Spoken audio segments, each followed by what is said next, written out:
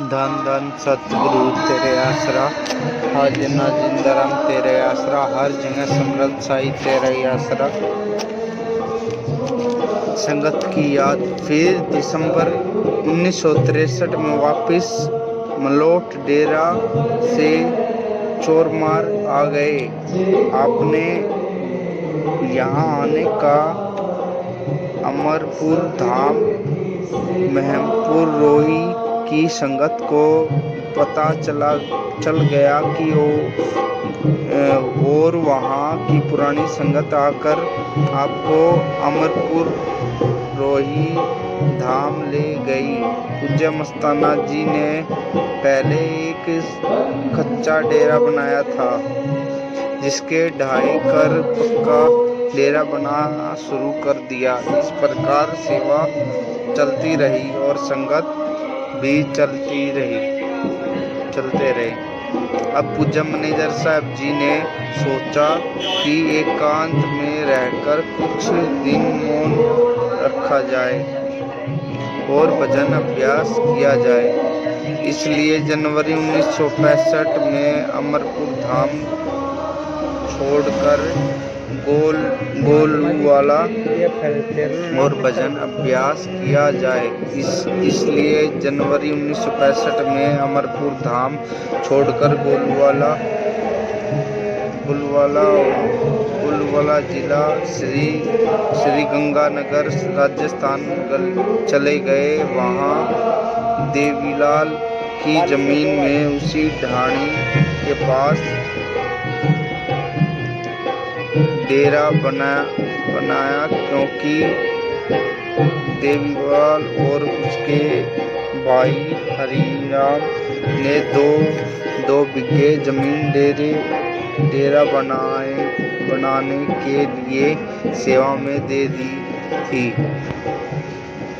फिर कच्ची ईंट निकालकर 1 महीने के अंदर ही कच्चा डेरा तैयार हो गया। डेरे तैयार होने के बाद आपने मौन रखा।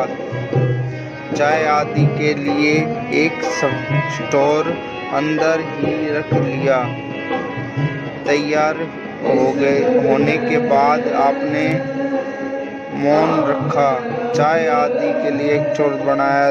दिन में खाना नहीं खाते रहे। सेवादार सुबह चाय पानी पीकर आपके कमरे के आगे ताला लगाकर बाहर खेतों में मजदूरी आदि करने के लिए चले जाते। आप रात को 9 बजे सब साधुओं को मिलने के लिए बाहर आते और थोड़ी देर वचन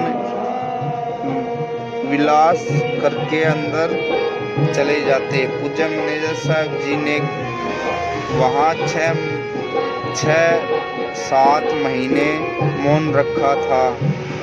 उसी दौरान महात्मा दुनीदास की 29 जुलाई 1965 को चोला छोड़ गई और गोलवाला से आप 1 अगस्त 1965 को गंगानगर के पास चक नारायण सिंह वाले गए। आप मलोट आ गए। दूसरे दिन फिर आप अमरपुर धाम आ गए।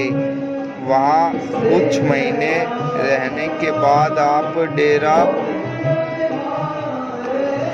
आपके जब सत्संग शुरू हुआ तो कुत्ता स्टेज के पास ही बैठ गया। जब तक सत्संग चलता रहा वह बड़े शांत व प्रेम से बैठा रहा। सत्संग के बाद पूज्य मैनेजर साहब जी ने उसे अपने हाथों से बूंदी खिलाई। स्त्री पुरुष को क्या जानवर भी आपके दर्शन करने आत्म विभोर हो जाते। सत्संग के बाद पूज्य मैनेजर साहब जी की बाहर घूमने गए और सज्जन सिंह अपने खेतों में ले गया और उसके डेरा बनने